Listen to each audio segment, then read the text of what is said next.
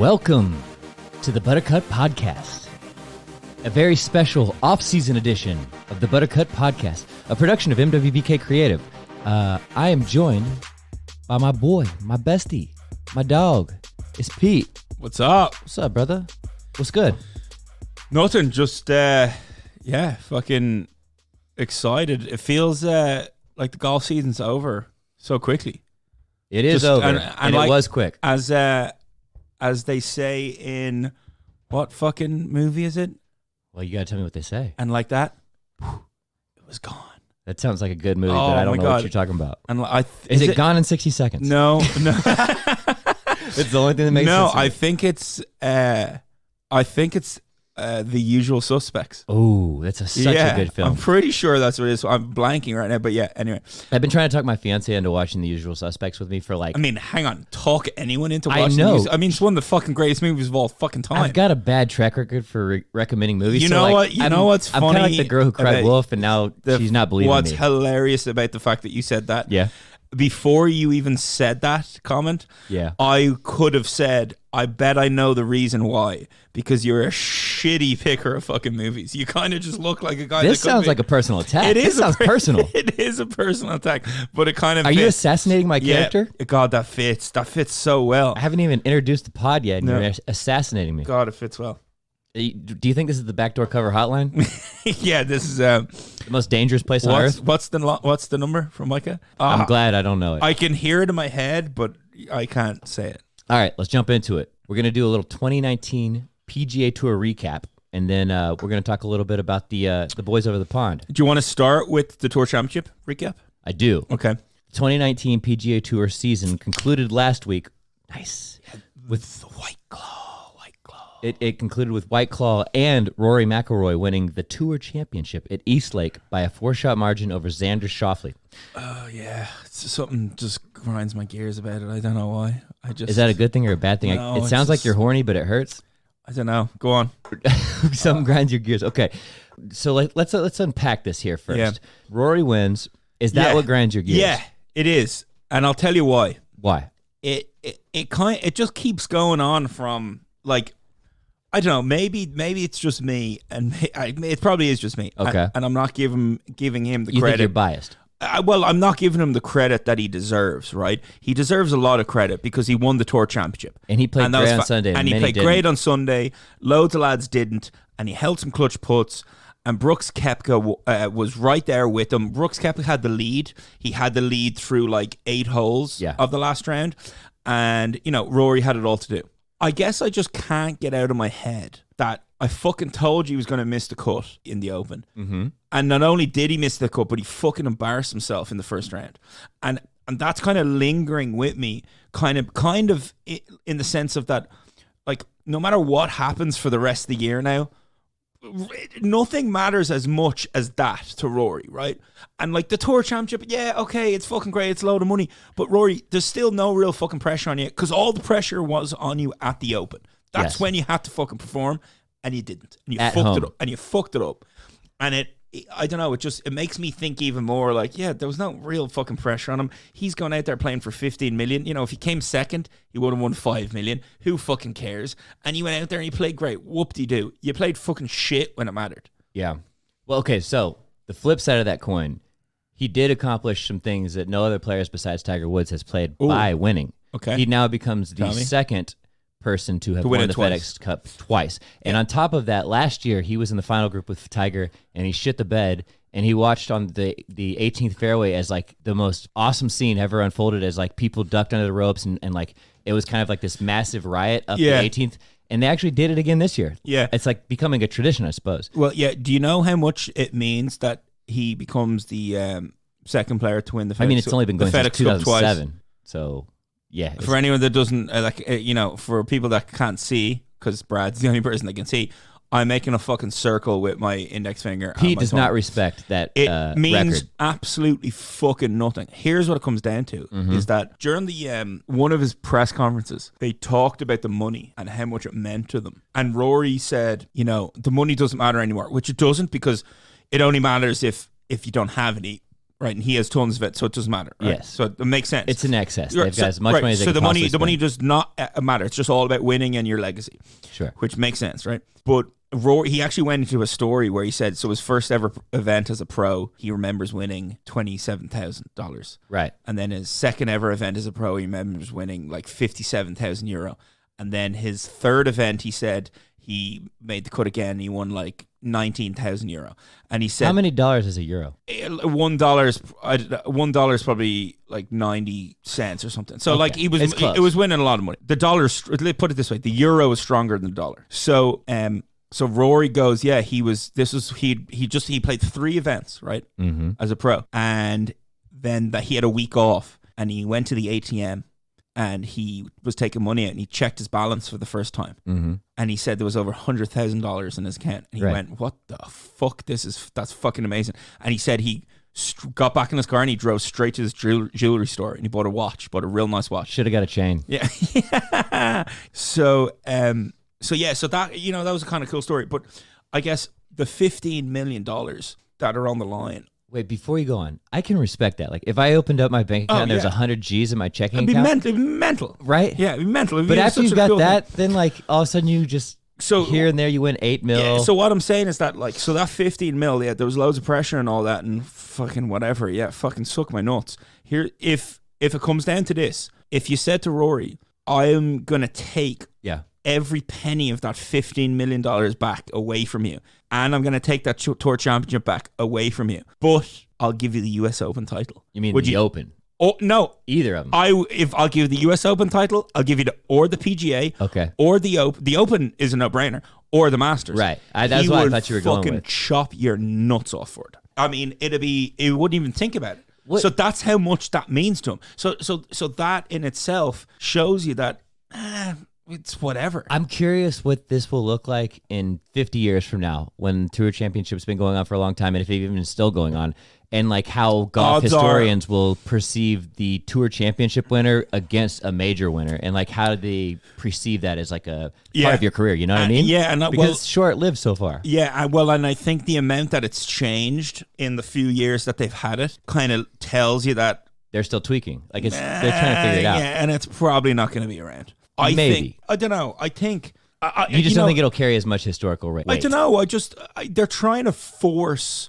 They're trying to force golf. They're trying to force the hand into making golf relevant outside of the major championships, right?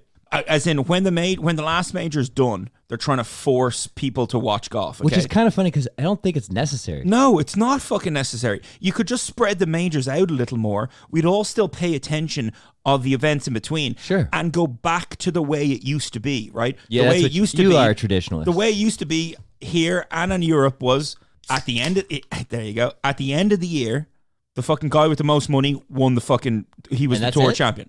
There was the tour championship of the last regular tour season event, but it was just the same as any other tour event, right? And that's all it was. It was just the guy with the most money. He was the guy that won the money list. And the money list kind of meant something because it meant that you had been the best player throughout the year. Now the money list doesn't fucking mean anything because it's a playoff race and you just have to get to the end, and they're just forcing people to be interested in it, and they're trying to stay with the times or whatever. I don't know. I don't think they have to. I think if they maybe spread them out a little more and they went back to the old way, it may be more interesting. I don't know. I just think it's a curious conversation though. Yeah, what does this mean in terms of historical relevance? How is it going to be perceived in a while from now? And your prediction is not very... Here's a perfect example of it. Sure. I couldn't fucking tell you who won the FedEx Cups and all that. I've no fucking clue. I can tell you who won every Masters back to 1978. You're pulling like 1976 out of your back pocket. Right, I can do every fucking... So that's the kind of same thing. It doesn't really matter. Wonderful. So I feel like you hate Rory too much. I think you need to let a little hate out of your heart. It's not that I hate him. It's just I have such high expectations. You hold him to a higher standard. Yes. That's what it is. And he disappoints you over and over again. Because in my head, he's a Tiger Woods. He's a Tom Watson. He's a Arnold Palmer. David Kite. Yeah, he's a Dave Kite. Tom Kite's estranged brother. I think. David Kite's his twin son. Did I say David? His twin retard. I mean, I take that back. I didn't say the word. He's quite smart. Okay, but anyhow, if I said David, my apologies. Okay, so let's. Can we chat about the 4 majors though? Yeah, that's the plan. So what we'll do here is we'll recap the 2019 season by going through the majors, and then we'll jump into what the European Tour is doing. So obviously everything started with the US Masters, and I was actually sitting at work today, and one of the guys, I was in the kitchen, and there was a guy sitting beside me. He's on the sales team, and he had his computer open, and I saw his background, his screenshot on his laptop. Okay, and it was Tiger holding the winning putt this year at Augusta, and my dick, there was movement. Oh, there was full movement.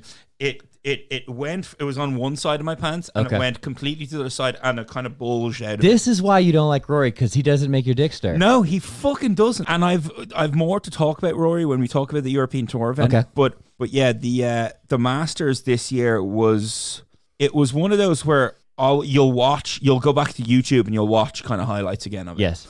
For Tiger to get his 15th, one of the most incredible best Sundays. Jim Nance's call. I'm not a big Jim Nance guy. I almost feel bad saying that because I know a lot of people like Jim Nance. You're not. No, and being a New England Patriots fan, a lot of Patriots would love Jim Nance because Nance is the CBS guy, and the Patriots are always on CBS, and Nance fucking tosses off Brady and Belichick. And a lot of Patriots fans love, but no, I'm not a big Nance guy. The reason being, I've actually played golf with, Vern Lundqvist? Yes. Vern, one of the great. You've played with him? No. Oh, God. I was about to be I've played with both his nephews. Okay, that's close enough. Both born and raised in Austin. Really? Austinites. So I played with both of them, and I had so many questions. Vern obviously has maybe one of the best calls ever in the history of golf. Maybe he actually has 2 okay, what are they? Of the best calls. Okay. So Vern has the call of Tiger Woods' chip on 16. Okay. Oh, my goodness. Yeah. As the ball fell into the hole. And then Vern also has the greatest Masters of all time, the 86 Masters, Jack on 17. Maybe? Yes, sir. So, yeah. So how hard did you slurp his kids when you played him? It was, both his nephews play golf here, and they're members of one of the country clubs that I was playing, and they're like, this flaming Irish guy got paired up with us. Yeah, and I know them actually well now. I played with them a bunch of times. They're older than me. They're in their mid-40s, and they're good golfers. But I was asking them a bunch of questions about Vern, and one of the questions I asked was what's Nance like? Have you ever met Nance? And they kind of gave me this look. It was like, he's the biggest fucking prima donna. He's not a humble, very nice. And this is what they told me. I thought your objection was that he was too soft, but I'm with you. No. He's just this prima donna, my fucking shit don't stink kind of thing. Yeah. And it kind of put me off. He's different than he is on TV than he is in person. Kind of, yeah. And that's what put me off him. But anyway. Are you still in, you said these people still live in Austin? Yeah. They're Austinites, born and raised family, yeah. The Lundqvists. The Lundqvists. They're fucking great lads. We need to get that lineage on our pod. Seriously. But no, yeah, the Masters was unbelievable to watch. I got a story for you. Yeah, go for it. So I went to a wedding just like south of Mexico, and I'm flying back on Sunday of the Masters, and I land in Dallas for a layover. We're headed to Austin, obviously, and I got 3 hours, so I go post up in Applebee's. This is Sunday. Okay. Like, it's Molinari, it's Tiger, they're going at it. I'm posted up in the Applebee's. I got some really hot wings, 2 beers coming. You get the, what is it? You get the app. You get like multiple apps. I don't know what the deal was, and but an it was entree for like that. $20. It's hard to keep track of all of it, but yeah. So I'm sitting there. Everything's great. I'm full as hell. I've been drinking. I'm gonna sleep hard on this 30-minute flight from Dallas to Austin. And I look down, and my phone has pinged from American Airlines. Your flight's canceled. We're looking for the next flight to get you into Austin. I'm like, shit. So I go to wait. So are you thinking? I'm thinking, no big deal. But are you thinking? Your flight's there. You're thinking, I'm gonna get in the flight. I'm gonna get the golf when I get home. No. It was perfectly timed. It was gonna end. But when I got this text, this was like 45 minutes before the flight was gonna leave, and so that was not before the tournament ended. So I had to get up and like go deal with it. I was like, I gotta have a flight out of here, right? I go to the stand, and the line's like 3/4 of a mile long. Like, it's all the way around, and they've canceled every flight out of Dallas. And they sent me a text because I was waiting in line. They sent me a text. We've rebooked you for Tuesday night at 7 p.m. I was Sunday at like 1 o'clock. I was like, what? I could walk back to Austin quicker. So I was like, okay, time to problem solve. Like all this is going on, and I'm like sweating the Masters and like trying to watch it on my phone. And it's just the greatest Masters ever. No big deal. Yeah. Just Tiger winning the fucking Masters. And so I go to the car rental place, and they're like, yeah, we've got one car left, and if you drive it to Austin and then drop it off and have it shipped back, it'll be $4,000, please. It was close to $600. Yeah, jeez. And so then I looked at the different options. I had to buy a megabus, which is usually $1 if you buy it in advance. I had to spend $50 to get on the broke ass megabus. No, you know what you should? I should have fucking Ubered. No, Vaughn Lane. So they didn't leave until like late that night. Oh, they Vaughn only Lane do 2. is the tits. You just have to plan it. Yeah. And I just all I wanted was to be home. Yeah. I was so fucking miserable. Nightmare. So that's my master story. Yes. Well, so one of the best Masters ever. It was an amazing week. The other one thing I saw from Tiger, you saw he got knee surgery. Yes, like a meniscus. And it just goes beautifully into what we all have known, especially since Augusta. He's not right. His fucking knee was hurt. He could barely walk. He looked like he was walking with a limp. Yeah. Right. Every time he walked, he was limping around. So I'm an expert in meniscus in the knees. So I've had 4 surgeries on it. He's had double that. Yeah. But his are like plates and shit. Right. So the meniscus is relatively minor. Right. I know it is minor, and especially no, but it affects you greatly. Right. And he, it affects you for how you turn, and it affects how much pressure you can put on the joint because it's a cushion basically between the bones, right? Yep. And so the 2 different types of meniscus surgeries you can have, either they just carve it out and you have a chunk missing out, which is what they did to mine, or they sew it and then you have to be very fragile on it for like a month so that the cartilage can heal. But so his knee's been fucking hurting all year. He's unknown, and he won the Masters, and he said, you know what, I'm going to play the rest of them, we're going to figure it out, and then I'll have surgery as soon as the season's done, and I'll be back hopefully in time for a President's Cup and playing decent golf again. I'll go play in Japan in late October, and it was a perfect window where he had a good bit amount of time where he could get the surgery done and he'd be fine. I will say this, there's nothing worse than flying when you have fucked up knees. They ache with the altitude and the pressure hurts just being in position for that long. Everything about traveling sucks when you have bad knees. So I feel bad for you, Tiger. All right. So then second PGA Championship. The PGA Championship. So Masters was in April. PGA was in May. Yeah, amazing. First time ever that it was. That's right. It's been moved up to this spot because it allowed the PGA Tour to have one major each month, and it on paper it looked great, right? They were moving it up. It was great for the FedEx Cup. It made the season a little more condensed, but it gave each major its own little month, and there wasn't a big break, and everything kind of looked good. It was very stacked. Like, listen, it was kind of nice. In theory, it was great. The players ended up not. I think the consensus what I heard was Rory. No. The consensus that I heard was the players didn't like it because it felt like there was no break.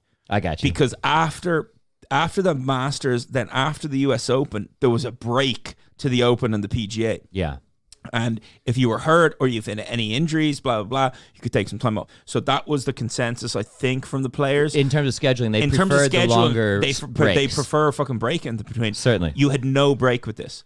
So, then the other thing, so it was at Bethpage. You had Brooks won it. He won over Dustin Johnson by 2 strokes. Yeah, so it was one of those, which we didn't cover about the Masters. Tiger won by 1 stroke over Dustin Johnson and Xander Schauffele, which I didn't realize Dustin had come runner-up twice this season. Yeah, I think, the thing to take away from it, again, though, is Brooks doubled 12 at Augusta on Sunday. Yeah. And he finished top 5, right? He finished like 3rd, yeah. Brooks doubled 12, and then he was in the hunt trying to win at Augusta.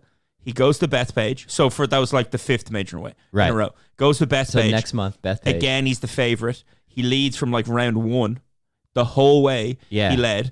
And then Sunday, he made a few bogeys. Dustin made a couple of birdies. They got within 1 or 2 or whatever. Yeah. Interesting for 5 minutes, but then it wasn't again. Dustin hit like a couple of birdies. Yeah. Like the Smash Brothers were going, and then Brooks took off. But Brooks fucking took off. So Brooks wins kind of at a canter, except for about 4 holes. Did you call it a decanter? No, he won at a canter. So a stroll. He kind of won at a stroll. That's a pace. Yeah, he won the first 3 days. it was a stroll. Sunday, the first 9 holes was a stroll. Then the back 9 he went like bogey, bogey, bogey, or and something like that. that's called a decanter. No, a canter. Oh, without the duh. Yeah, because a decanter is a letting wine breathe. Yeah, no. Okay, I'm with you now. Yeah, so he won at a canter. Mm-hmm. So yeah, what the takeaway from that is Brooks wins again, and he does it in very Brooks style. Never looks like he's going to lose. That was a tournament where his girlfriend tried to kiss him and he turned his head. Yeah, that was a big mistake. On the girlfriend's part. Well, I think she's kind of an alpha.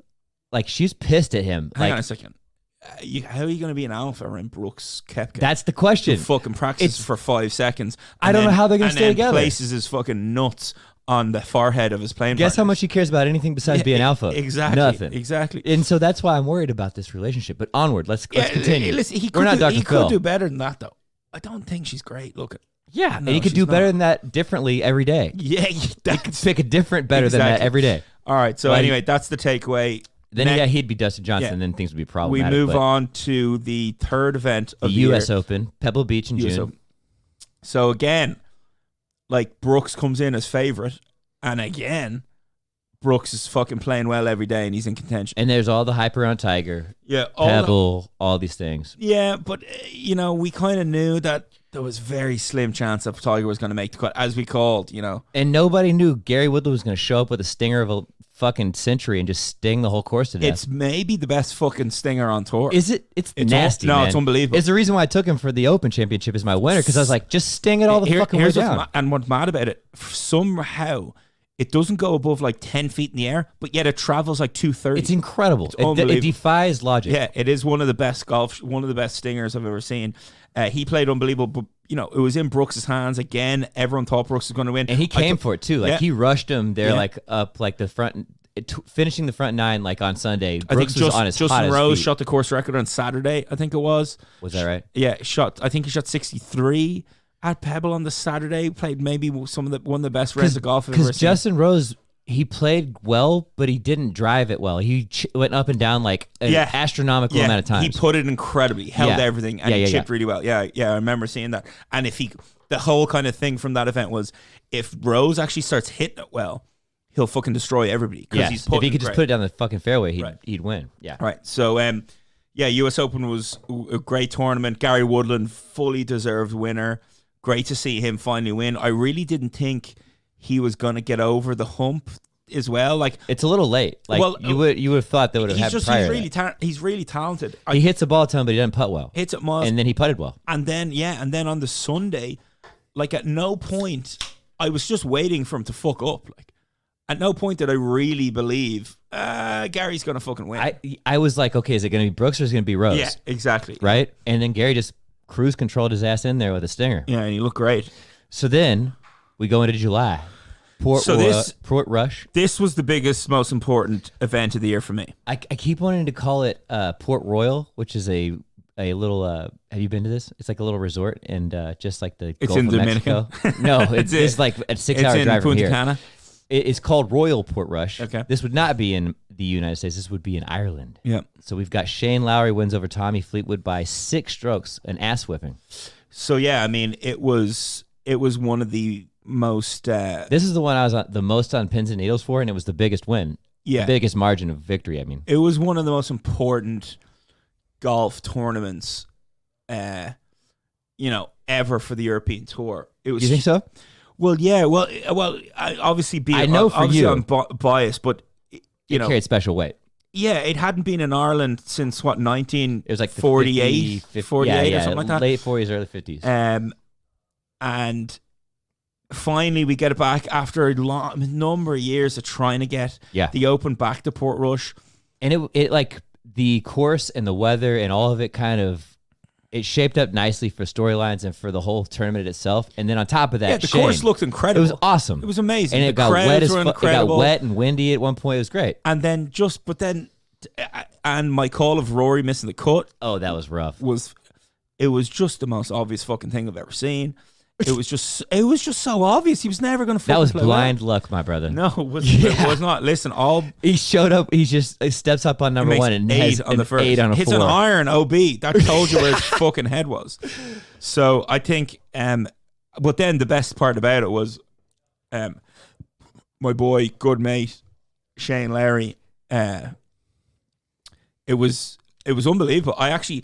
The text, I'll show you. That was my favorite part, is when you were like sending me screenshots of texts between you and Shane, and he's like about to tee off. And you're like, good luck today. And he's like, cheers, mate. Yeah. I'm like, you fucking unbelievable. cheeky bastards. That was fucking crazy. Like, it was 45 minutes before his tee time on Saturday. Right. And that was the day, most pressure. That was the day when he shot the fucking 65 or whatever. Yes. Or whatever it was. And he took the lead by 4. Yes. But on the Saturday, I sent him a text 45 minutes before it gone, hey, fucking keep her lit is what we say. Keep her lit. That's L-I-T. Yeah, keep her lit. And he says cheers or something? Yeah, and he goes, oh, cheers, boy. Thanks very much, or something like that. And I was like, what the fuck is he doing looking at his phone? Because he's a bad motherfucker. Right, exactly.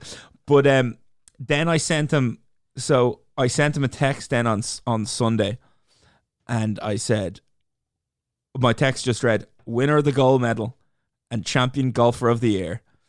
And I said, fucking scenes.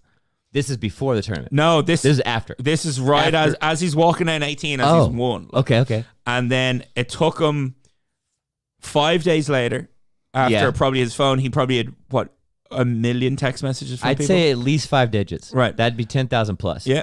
Because I remember him talking about that actually in one of the interviews. He said, I've gotten so many text messages, and he goes, but I'm going to sit down, I'm going to read them all, I'm going to respond to everybody. So you were number probably like 600 on the list? Yeah. And he said, cheers, boss. That was absolutely unreal. By that time, he's just copy pasting, but he did take the time to respond. Hey, exactly. Hey, that's something. And my reply was to him, just the eggplant emoji. I should have actually. I said I was crying when you were coming down the last, texting this guy, my cousin, who's a friend of Shane's. Yeah, and I said it was mental. So it was mental, as you cheeky guys say. It was to see, and I think the consensus as well on Shane is like, how likable is he? He's one of the guys. He's one of the most likable fucking golfers. Obviously, I don't know him, but I do like him as a personality on the PGA Tour. I enjoy everything he smiles, and he just seems like an everyday fella that you could go and have a pint with, and the way he is, that's the It turns out he drinks apple cider, but you could go have a pint of that with him. Yeah, but he's never changed, and he's always been the same, understated, low key, humble, looks out for the people that know him, and loves where he's from, and Ireland's very important to him, and shit like that. Which makes it even more special that he won in Ireland. I mean, and it does truly cap out the season. It was condensed. It was rushed. Can I say there was another one funny story from the Open was in the win after was Shane's grandmother. Did you see Shane? She was on the stage with him. Is that what you're talking about? Well, she was interviewed before they did this. Oh, I didn't see They went to her house. Okay. And the national newspaper interviewed her. And she goes, they were like, so what was it like? And she was like, oh, Jesus, it was absolutely fucking crazy. And she goes, I haven't had a fucking drink I haven't had a brandy in like 10 years, but Jesus, I had 2. And she goes, I was hungover the next day. Oh, jeez. It was brilliant. That's my Irish old lady voice. It's not spot on. It sounds a lot like Americans doing Irish old lady voices. You sound like Miss Doubtfire. Oh, fantastic! Yeah, well there you go. Woo! But yeah, that was brilliant. It was just that was the highlight of the year by a mile. Nothing's ever going to top that. Shane Larry win the fucking Open Championship, and absolutely amazing. Honestly, you kind of piggybacked me across the finish line there, because like I was almost enjoying it from your enjoyment. Yeah. Like that made it special for me, because I saw how close it was to you. Yeah, no, Brad, you're not wrong. Like the amount of people. It's interesting. So, the amount of people that have met Shane here in Austin, like all my mates have all met him, right? And it's what's funny as well. They've all been to other golf tournaments. Yeah. And Shane's been playing, and they've shouted out, and Shane will turn around and give him a wave or come over and shake his hand, right? And that's happened to a bunch of my mates. And because of that, Shane has now like a little following amongst my mates in Austin, because they're all like, he's just so fucking nice, and he's just like a normal fella. So talk about luck. I don't know why I liked him. I just liked him just cause. Yeah. It wasn't even like a specific thing about his game. So here we are on Sugar the Shane. Sugar Shane. It was amazing. So yeah, that wrapped up the 4 majors. I think the other consensus the last thing to say for the Open was, again, fucking who was wait where did Brooks finish? At what, the Open? Yeah. Was Brooks thereabouts? Or did he finish way down? Let me see. I actually don't have it open. I thought I had notes about that, but I don't. Keep talking. I think he finished way down. I don't think. Oh, sorry. No. Here, sorry. There was a thing that was annoying me with Brooks all week. Right. Was that Koepka kept saying Koepka finished T4. Yeah, so he finished fourth, right? Mm-hmm. So because he became only the fifth golfer ever. Yeah, or but the fourth golfer ever on Sunday. And yeah, like he became only the fourth golfer ever to finish in the top four in all four, right, in 1 year. Because he would have been if he had finished third or better, Koepka would have been the first player in history to finish top 3. Top 5 instead. But it became like the fourth player, like with Jack and Tiger or something like that, right?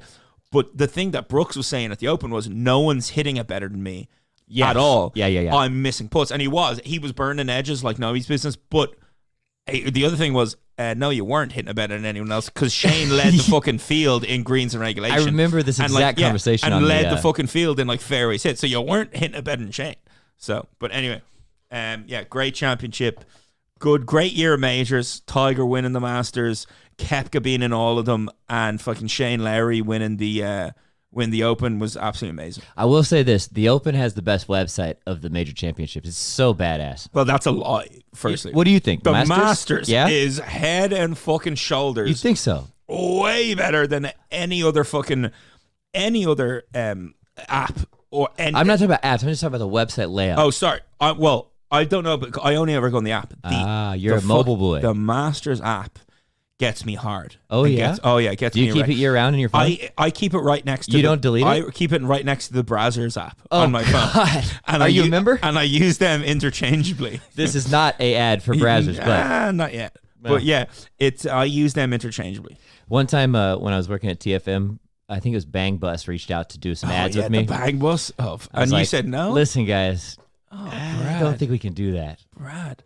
I'm working with Disney. I don't think we can do this. So that concludes our recap of the 2019 season.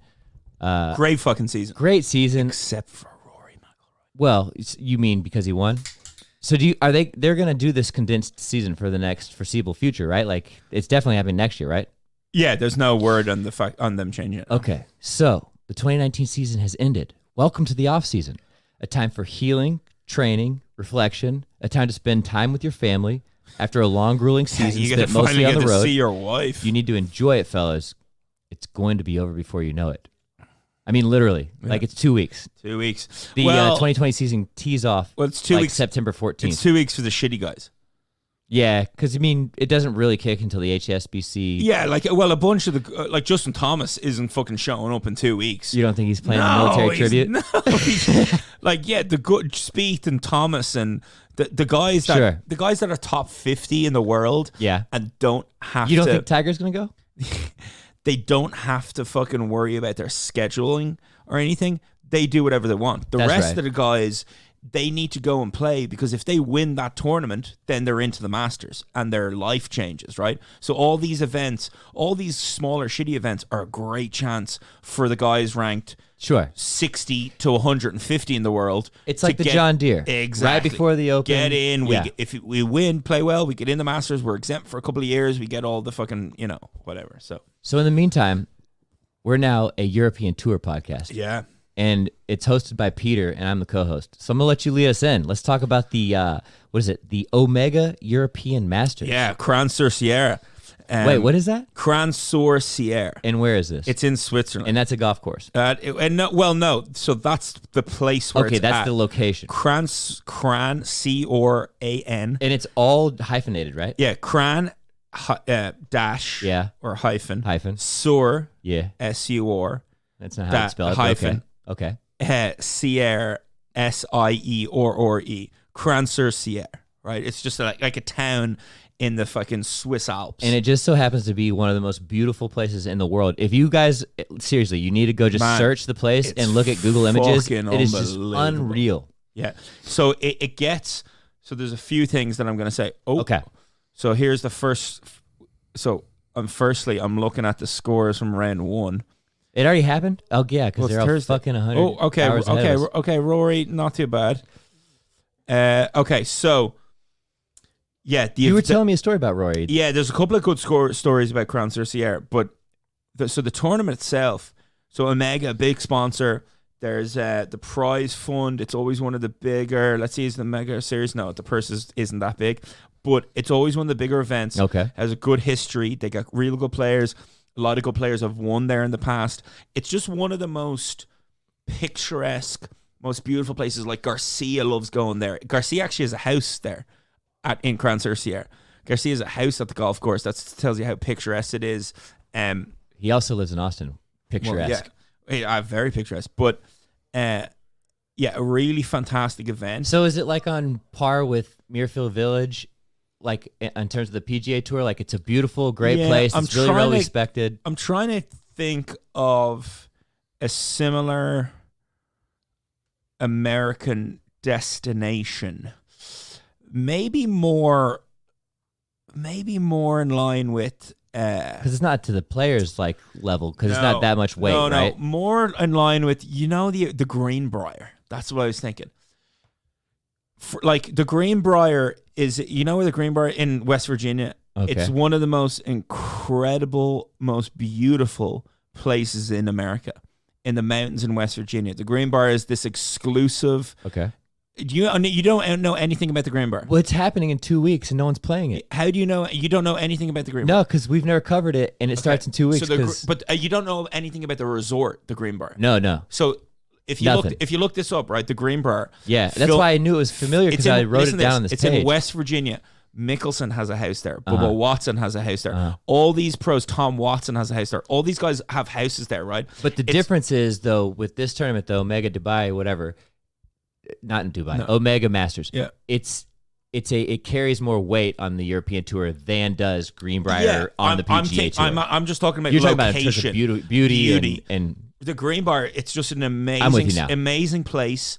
It's very exclusive. It's expensive. It's probably pretty nice. It's all these rich people go there. Sure. And they all have houses there, and all the players bring their families, and it's an amazing. They got a place there. They got a place. It's an amazing place to go. They got a yacht. Crans-sur-Sierre is kind of like that. Okay. It's like a lot of pros, they go and they bring the family. Yeah, it's a vacation because it's just a spectacular place to go. Okay, I'm with you.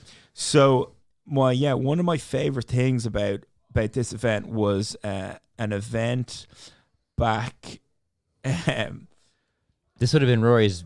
Rory was 19 years old, right? He hadn't won yet in the European Tour. And I actually watched the highlights of it again today.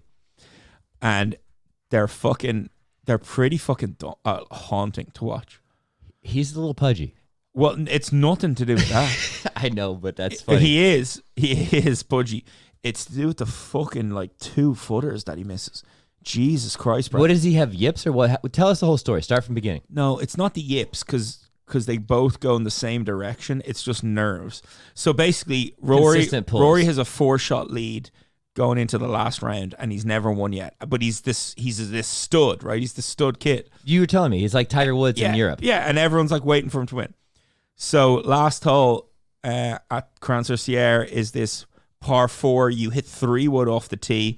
Okay. And you only have a wedge in over some water, but the water doesn't really come into play because you have a wedge, and you can just kind of hit it at the middle green. Rory has a 1-shot lead coming down 18. Okay.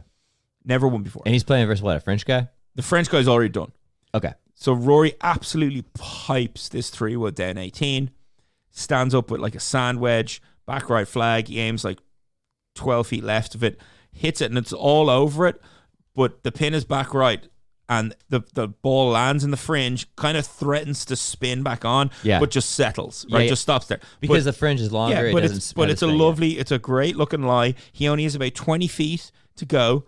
A really easy chip. A chip where half the time you would take the pin out because you were expecting to make it. So Rory stands over it, hits what it looks like a decent chip, but it rolls on about 3 feet past. Had nerves. Yeah, Rory has a 3-footer to win his first ever European Tour event. And he misses left, and it doesn't even hit the hole. And the whole crowd, oh! And Rory has this look like he just wants to jump into a hole in the ground because it's pretty embarrassing, right? So taps in, so he's in a playoff. He picks his ball out the hole, and he fucks his ball into the lake. After he missed his 2-footer, yeah. Fucks the ball in the lake. So the playoff happens. The French guy who I can't even remember his name because he's a complete nobody. Okay. Hits it down the middle and hits a great second shot onto the green to about 15 feet. Rory hits it left off the tee.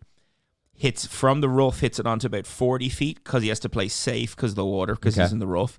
So he's a 40-footer, and he gives it a good effort.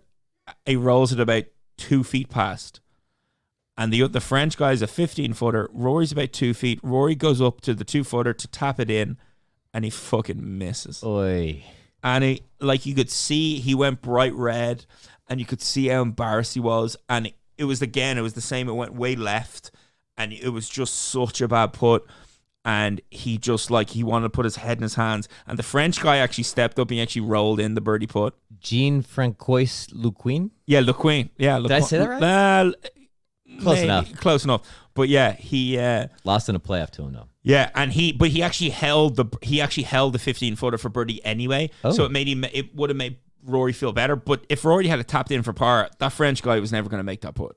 So this was in 2008. For the record, he was 19 years old. Yeah. So yeah, I remember watching that live and just thinking, oh Jesus, Rory. You remember this? Oh, I remember watching, and I remember thinking, Rory doesn't have that gene, that Tiger Woods. Did you call him a cunt? No. That's good, because you say it very meanly. I didn't call him a cunt. I just remember thinking, Rory does not have that ice cold putting gene that Tiger pudding, I know, and Jack and fucking Koepka and who else? The people without nerves. Yeah, who are the other guys with the putter in their hand? They're never gonna fucking Jordan Spieth. Jordan Spieth gets very, except for he's so Spieth. Hang on, he gets flustered. No, Spieth gets shaky on short ones, but not when it fucking matters. Patrick Reed, again, someone who will never miss.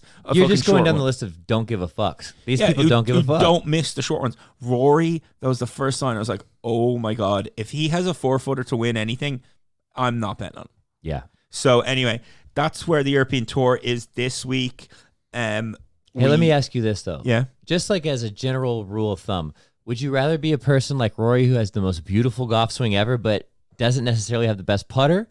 Or would you like to be someone like Jordan Spieth who tends to kind of hit shitty drives and shitty irons but sometimes hits them good but can putt his dick off? Like, where are you? Every day of the week you'd rather be Rory McIlroy. That's what I'm saying. It's not even a question. I was trying to trap you. I thought you were going to say it's putting. It's not.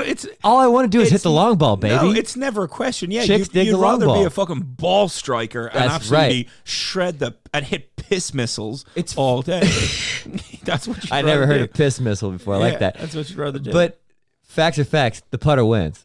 Yeah, so quick update on Crans-sur-Sierre. The first round is Matt. I honest to God, I was just reading the leaders in T first. I thought it said Matt Schaub. I was like, wait, he's playing golf now? Quarterback? Yeah, the QB from the fucking Texans. He's concussed out in like the course at Circe or whatever. It's some Austrian cunt. Then you have Lorenzo Vera, just a journeyman French bro, is at 7 as well. So 7 under leads. Let's see, Jamie Donaldson's at 5. Tommy Fleetwood. Is he Luke Donaldson's brother? No. Okay, his son? Because Luke Donald's name is Luke Donald and not Donaldson. Oh. Tommy Fleetwood is at 5 under. Fairway Jesus. At T6th.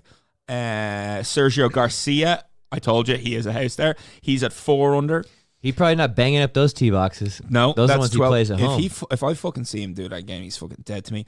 Luke Donaldson, your favorite player, his father. He's at -3 at tie 23rd, along with Lee Westwood and your is his wife still in the bag, Lee Westwood? Yeah, well, his girlfriend and whatever, or fiance, his mistress. And then the greatest putter to ever live, Rory McIlroy, is at -3 as well. Ooh. At T23rd. Let's see, is there anyone? Oh, Andrea Pavon. I played with him in college. He went to Texas Tech. Andrea Pavon is sitting at -3. Was he a cunt? No, nicest guy ever. Oh, yeah? Andrea Pavon, yeah, Italian guy. Oh, sorry, I misspoke. Andrea Pavon's at even, but lovely, now he's a cunt. Lovely guy. Let's see, is there anyone else? Padraig Harrington +1. I like Padraig. What's the worst round of the day? Trevor Immelman. David Duval. Dave Duvall, 93. He shot a 102. Yeah, no, but yeah, so that's a great event in the European Tour this week. I'm going to say one more thing on this. Let's close it out hard. Yeah, strong, I should let's say. Close this out. Is I wanted to quickly look at what the European Tour schedule. Yeah, because that's because we're a European Tour podcast now. Yeah, we are solely an 90s Joel band. Now, I don't know what you're saying, but I like it. From the Step Brothers. Okay, so the event next week is it's another good one. Yeah, the European Open. What time are these things teeing off? Like right now, it's probably teeing off at like 2 a.m. tonight. The one that's happening this weekend. Yeah, because that'd be 8 in Switzerland? 8 in the morning. Yeah, 9 in the morning. No, they'll probably start at around midnight, 1 a.m. Yeah, right in your fucking sweet spot. Yeah, right in my when you're getting wheelhouse. just juiced up. So here's what I want to outline. Okay, because the biggest event on the European Tour is coming up. This is relevant to our recording schedule. Yeah. Biggest event in the European Tour. Shane Lowry committed to playing in it. Oh, shit. Massive event. He came second in it 1 year to Rory McIlroy. It's called the flagship event on the European Tour. Okay. It's called the BMW PGA Championship, and it's at Wentworth in just outside of London in Surrey in England. Okay. So we got the European Masters this week. We got the European Open next week, which is in Germany. Tiger Woods has actually played in that before. It's the Porsche European Open. You like that one? Yeah, great event. All right, we'll cover it. Then you have the KLM Open. KLM? Oh, I thought you were talking about green leaves. It's the fucking like Dutch Open. It's a kind of irrelevant tournament. I like the Dutch. Like I could go and win that fucking tournament. I don't think so. Nah, I don't think so. Not. Get your arm lock putter out. Then the biggest event of the European Tour schedule, September 19th, is the BMW Championship from Wentworth. BMW's up that ass. So much history at that golf club. Fantastic golf course. A great event. Rory's won it before. Shane's been in the hunt. So the BMW really busts their nuts like right now through the next 4 weeks because they had the BMW Championship here and then overseas. That's two in a row there. So there you go. That's it. So that's what we're going to be doing. That's all we got. You guys have that to look forward to. That's it, and that's all. You want to give them your let's talk a little bit of social media call-outs. Yeah, I'm. You can follow me at Peter the Irish Guy, and I get requests every day, and I love it. Shit, that was Mitch Can't Miss. Don't worry about that. But here's what's really good. Oh yeah. Here we go. So you get requests every day. Why are you not private? Or why are you private? Take that shit public. Well, you're a public figure now. I like being private. You can follow me at Bradley B. Key on Instagram. I am not private. You can follow me without even following me. You can also follow the podcast at the Buttercup Podcast. This has been a production of MWPK Creative. Thanks for listening.